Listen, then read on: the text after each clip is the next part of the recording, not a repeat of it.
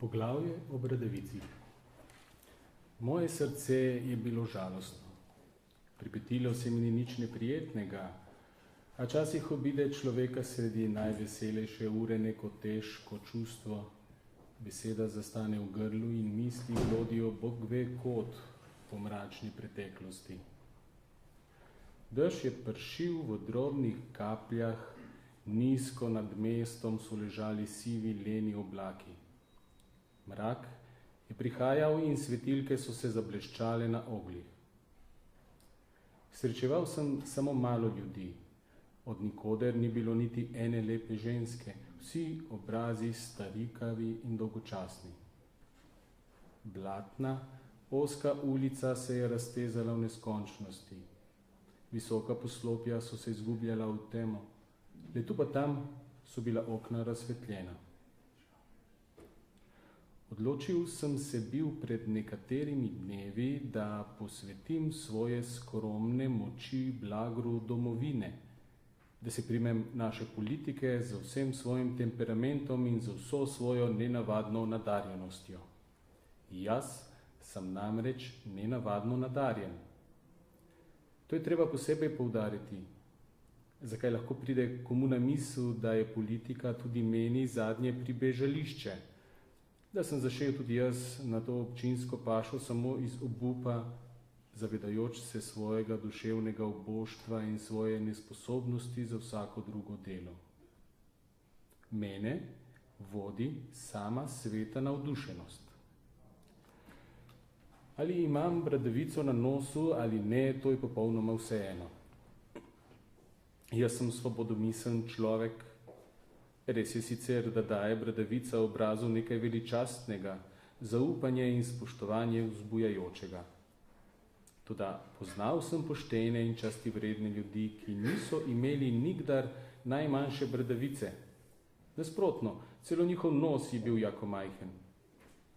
In kljub temu so se dokopali do vseobčega priznanja. Čemu vraga je treba človeku ravno bradavice? To je nekaj povsem slučajnega. Narava se ne da prisiliti, lahko ima kdo najlepšo bradavico, a za politiko nobene sposobnosti. To je moje resno prepričanje. Mnogo jih je, ki zagovarjajo nasprotno stališče iz malenkostnih obzirov in malomestnih predsodkov. Toda jaz ostanem pri svojih besedah. Naposled je vendar že čas, da se izkoplje naš narod iz te strahovite noči nazadnjaštva in zaostalosti. Premočen sem bil do kože, ko sem stopil v vežo ter izlil vodo s klobuka. Dežnika ne nosim nikoli s seboj. V veži je stalo par sključenih, v temne suknje zamotanih ljudi. Videl sem samo nosove. Na visokih marmornih stebrih je odsevala zelena svetloba.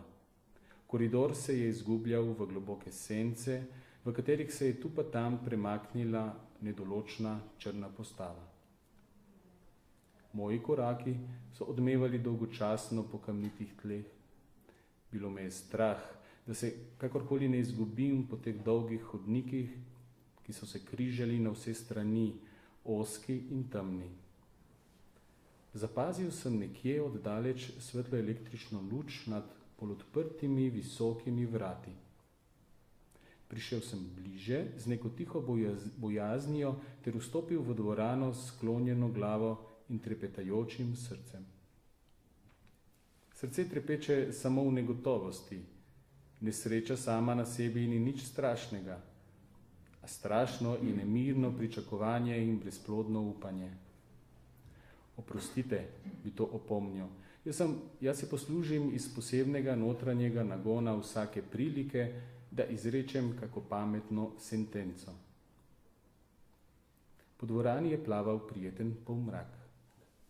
Visoka gotiška okna so bila do vrha poslikana z nagimi rdečimi telesi na vijoličastem ozadju.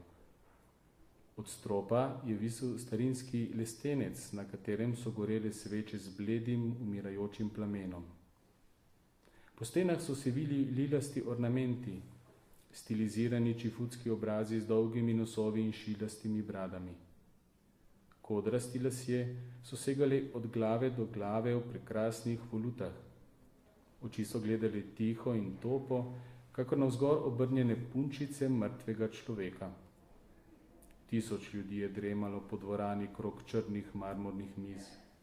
V ozadju se je dvigala tribuna, okrašena z velikimi temnozelenimi listi eksotične rastline. Tisti hip, ko sem stopil v dvorano, se je prikazal na odru dolg človek v elegantnem fraku, z belimi rokavicami in z ozko črno kravato. Njegov obraz je bil idealen. Na vzbočenih, ostrih kosteh je bila napeta siva brezbarvna koža. Vdrte oči so se svetile v svetem ognju. Gospoda moja, ta mrtvaška tišina, polna svečanega pričakovanja, mi je priča, da se zavedate resnega trenutka, v katerem se ima odločiti prihodnost in usoda naše mile domovine. Na licih vaših in v vaših očeh se izraža trdna, neumajna volja, da razrešite s pezo svojega razuma in svojega ugleda to tehtno vprašanje, ki je nerazrešeno in do besnosti diskutirano viselo nad nami do današnjega dne kot temen oblak. V nevarnosti je bil razvoj in napredek našega naroda. V nevarnosti so bile naše najsvetejše tradicije, toda splamtev je vnovič v naših srcih ogenj navdušenja in kar smo zamudili s brezplodnim tavanjem in s hihitanjem za tujimi ideali, to si hočemo pridobiti deseterno z enim samim korakom. Nadaljuje svojo staro, ta trenutek zgrešeno pot. Kot smo hodili, v kakšno sonce so gledali naše oči. Kot vrabci smo seli na orlovi peroti. Lovili smo se za idejami, katerih dimenzije niso bile v nikakem razmerju z našimi močmi. Toda ostalo nam je nekoliko treznih in razsodnih ljudi, ki so spoznali nevarnost še v pravem času ter zakrenili voz našega duševnega življenja na stari tir. Hvaležnost narodova jim je zagotovljena. Glasen trušč je vstal po dvorani. Nekje v ozadju so dvignili na rame troje sključenih starcev s pergamenastimi lici in dolgimi ohlapnimi spodnjimi ustnicami. Suhe noge so se tresle in roke so se lovile boječe po zraku. Poleg mene je sedel droben človek z redkvičasto glavo. Ozrl se ni ne na desno, ne na levo, srebal je kavo ter privzdignil obrvi nenavadno visoko. Sten so gledali mrtvo in nemo steklene židovske oči. Govornik je iztegnil roko ter odprl usta. Starci so popadali z ramen in zavladala je tišina. In tako, gospoda moja, smo prišli zopet do svojih starih idealov. Vzbudilo se je zopet zanimanje za vprašanja, pozabljena samo za trenutek. Za vprašanja, katera edina so primerna našim duševnim močem in našemu značaju. Ne razsežnosti, mi zahtevamo natančnosti. Medtem ko se izgubljajo drugot v meglene utopije, uglabljamo se pri nas v detajl. Iščemo s filozofskim očesom večnosti in sreče v neznatnosti. Drugod gledajo življenje z daljnogledom, mi ga gledamo z mikroskopom. Oprostite mi, gospoda moja, ta dolgi uvod, ali treba je bilo par opazk, da razjasnim stališče, katero nam je razmotrivati znamenito vprašanje, v zadnjih časih najvažnejši predmet vsega našega razmišljavanja in neštevilnih debat.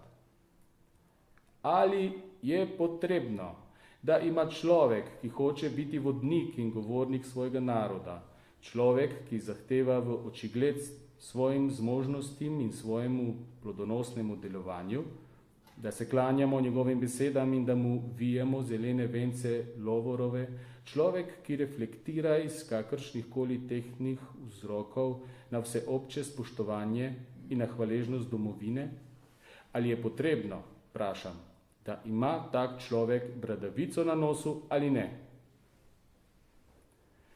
Lahno je zašumelo po dvorani in skrivnostno je pokimalo par sivolasih glav. Moj nemi sosed je krožil usnice ter srebal tretjo čašo kave.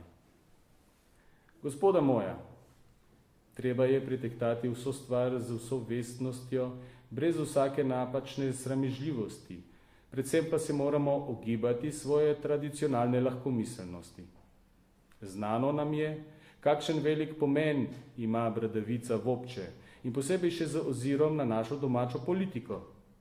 Premišljujmo jo z kateregakoli stališča, povsod opazimo z veselim začudenjem tisoč in tisoč novih dokazov njenega globokega vpliva.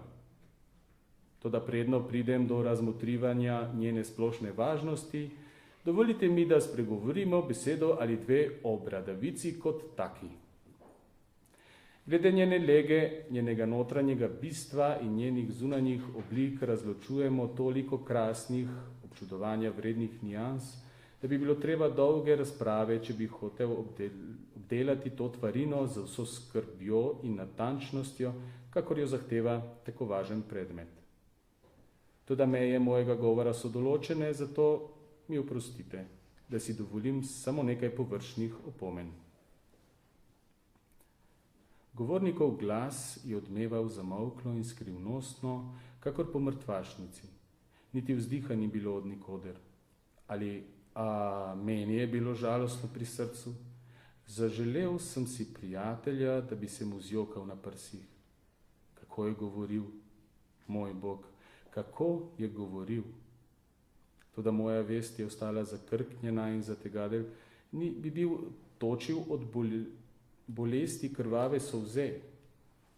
Toda ne, stran mehkočutnost. Moje prepričanje je trdno, moji nazori so od granita. Čemu mi je treba bradavice? Jaz nimam, da sveto nebo, ali izvirajo moji nazori samo iz nedostajanja vsakršne bradavice, tako rekoč iz podle zavisti? Kakšno bi bilo moje prepričanje v slučaju, da bi imel bradavico? Vrag vedi, moje misli se križajo, zdi se mi kljub vsemu, da je najlepše, če pustim politiko pri miru. Melanholično so sanjali stilizirani čifutski obrazi na stenah.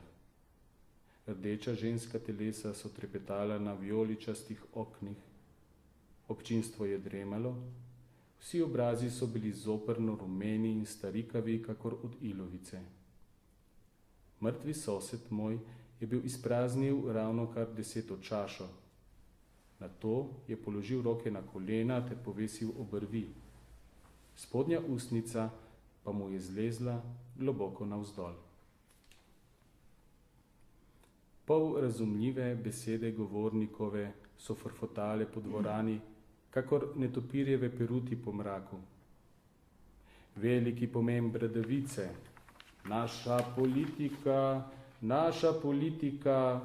važnost bradavice, bradavica v splošnem pomenu, naši kulturni ideali. Občinstvo je bilo tiho in mirno kot ornamenti na stropu, le tu in tam se je zganila roka ali se je stresla pležasta glava. Zunaj je bučalo, kakor bi pljuskali ob poslopje silni valovi. A tu pri nas je bilo varno, tiho in mrtvo. Težek vzduh je ležal nad nami in življenje je izginevalo z odrevenelih obrazov.